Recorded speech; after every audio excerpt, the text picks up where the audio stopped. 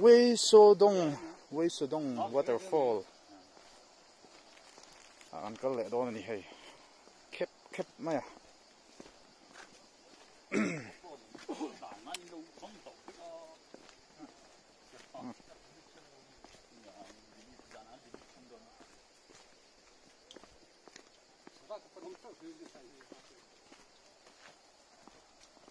mình suy ngẫm tắm tỏi này con nó lại ngâm tỏi đâu tất không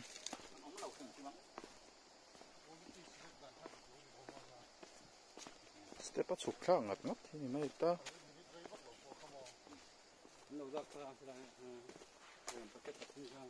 bằng không ồ em chiên đâu hết rồi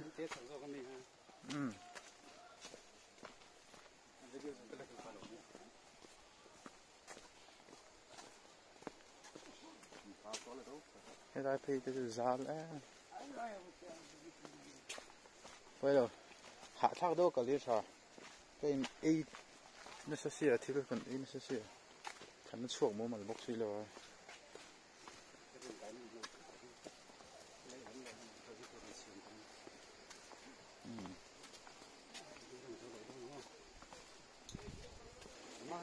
khi ta haไปขนาดหลังฮาเลยใช่ไหม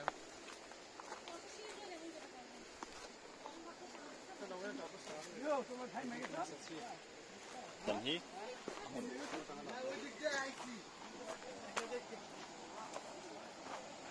对考他这领导考没对等到清读那些对钱跑到的话来什么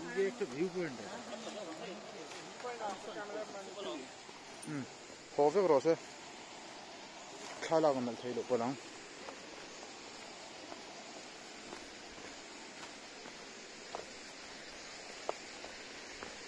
à con ăn nuột á mấy chầu sụp chầu mà chứ à chính cái túi tiền đó cái bên túi lụt đó à là rẻ thì lâu nó sụp thì lâu oh môi này là lăng bò anh là lăng bò nhìn lâu khi ta nhìn không một lẽ môi đó này mà cái máy cho là cái số kinh tế này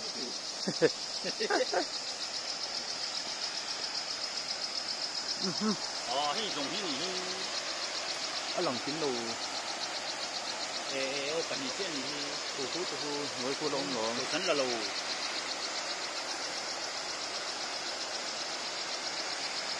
môi em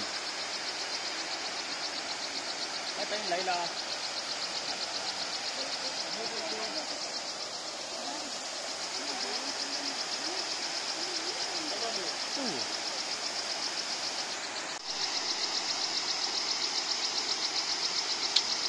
mồi lá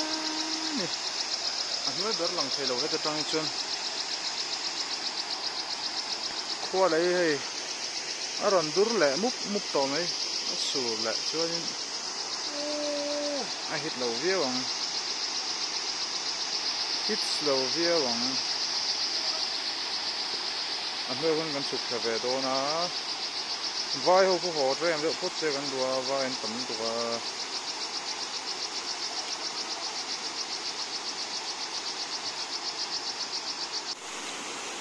Wei Sodong waterfall chỗ này á, mồi lít tục, mà rồi chú, min tầm rất lít tục á cô, bari bara, ngon tầm tục á, tập than làm mấy bốc á, một cái chuột rồi chứ,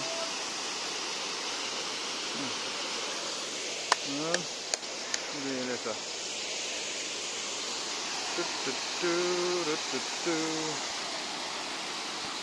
Cô ra ra cái giống gì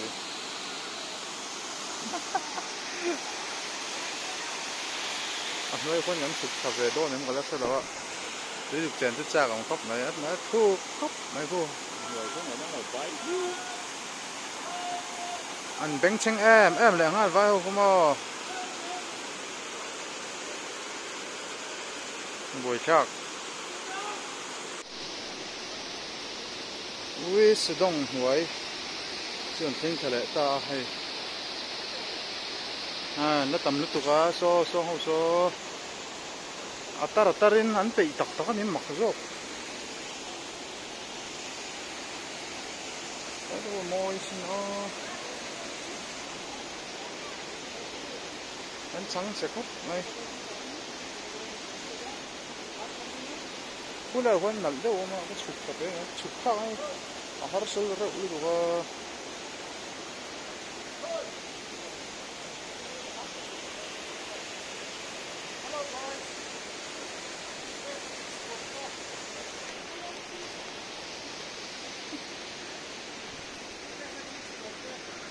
này là thích sủi ta này hay thích khóc này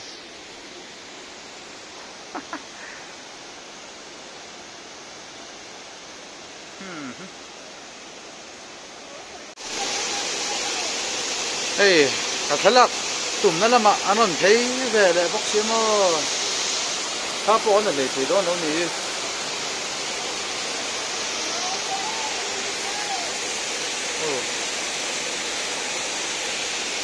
tập nó đâu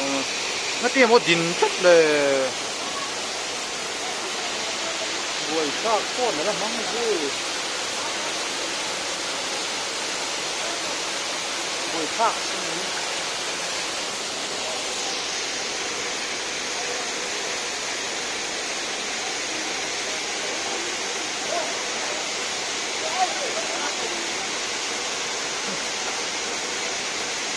chèn đó nè hú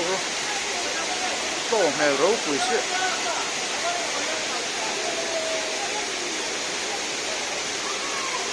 sao nhỉ mi dâu lẹ vai po hiền ít nó chặt cái nô này về đâu nhỉ hay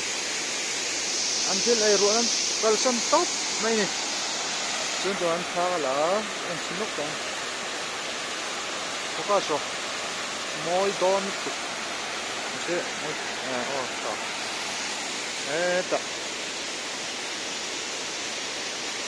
mặc cái túi bụi anh mình tới về đó thì mặc cái đó rồi con chung là hành lon cho hay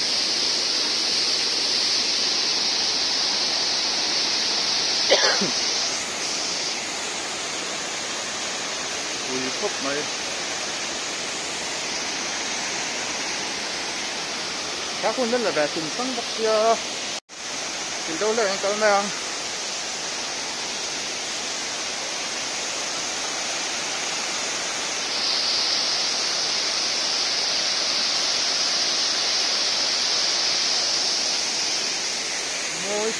môi phú này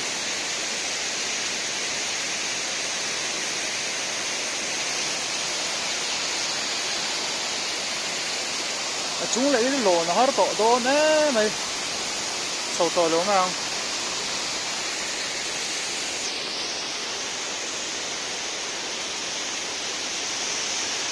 là đấy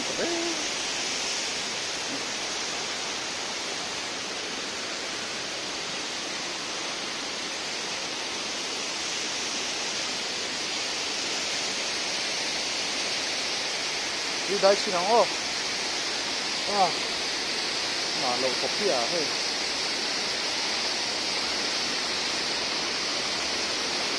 hôm nay tôi nói về đưa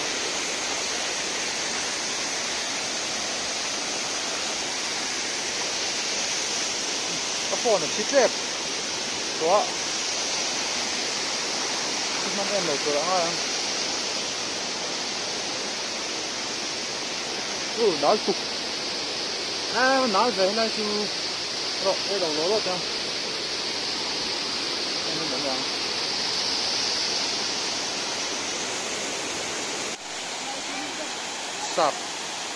sạp cái nòng cao hay mà sẽ sạp cái quay tất cả những gì đó với mình chứ cái trên đi được anh ngồi tại mình ngồi anh quay overload quay ram mi tắc nè mà ra cái tàu xuống thì lâu mà nál tụt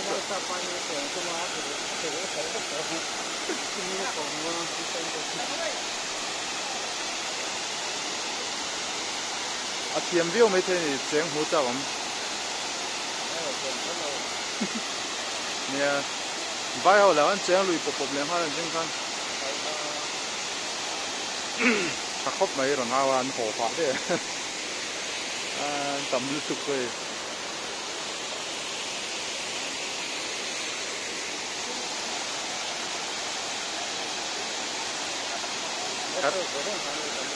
Itu aja.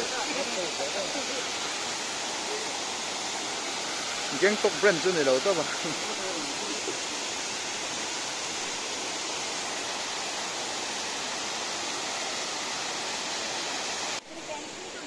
Oleh, tu ni.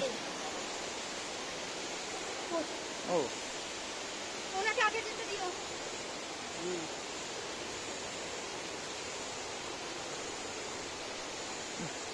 Bye. Ja, na, hat so streng don về.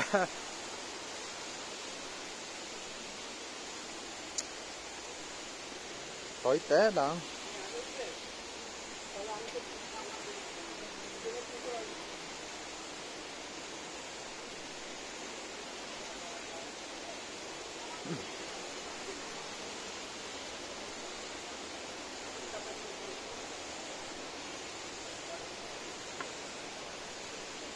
Nhá.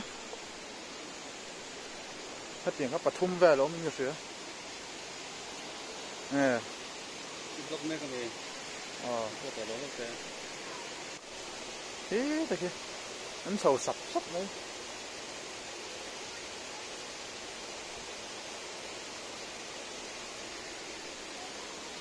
Cái đau khu cái là chắc khúc này. Môi. Okay. Chụp cao này bị ôm đâu tụi chụp về để phốt đâu.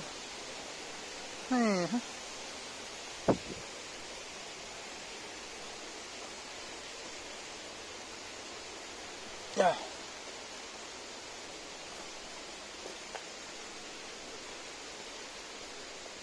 Vai Peter có ăn call thế lắm. Terelie.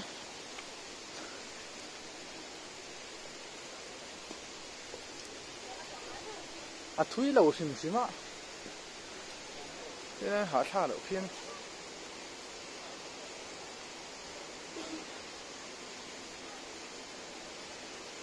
Sao nó bà tới khi anh tìm đi sao lúc tụi đi đó nè.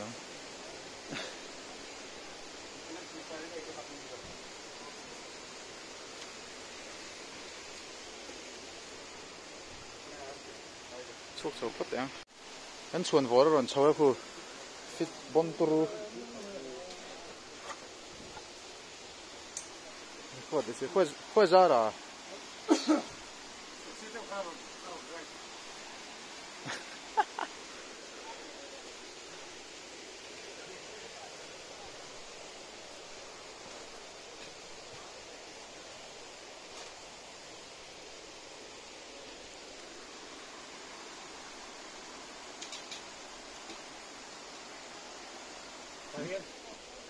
tiếng đấy là anh nghe sầu cái đó thì à bây giờ xin cho bố xin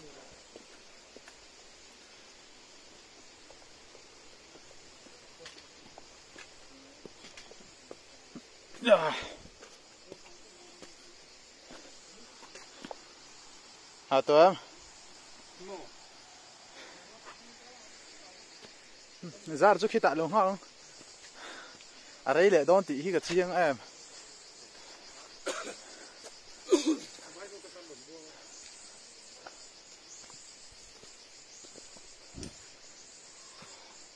à tàu khen chân thò cho liền về à đủ tóc phấp ngang à nhìn nóng camera khen thì rem trang đâu đúng ạ phi đàn đầu tiên là chồng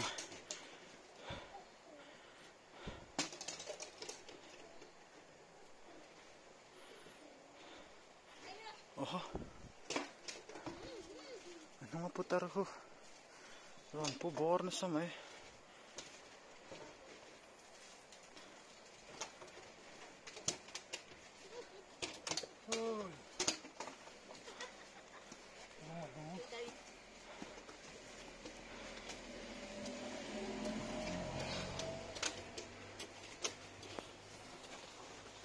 lệ sẽ chứ very về fit đàn tận nhân chào á cô fit vóc lâu phần nhị chứ thì khoan hạ chụp bên lúng tè đến vòng về mấy mấy nị mẹ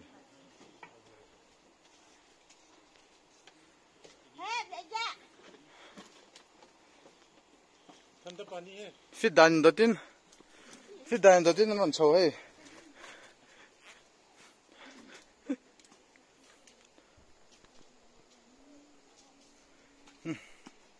ăn khéng chào về mấy đó này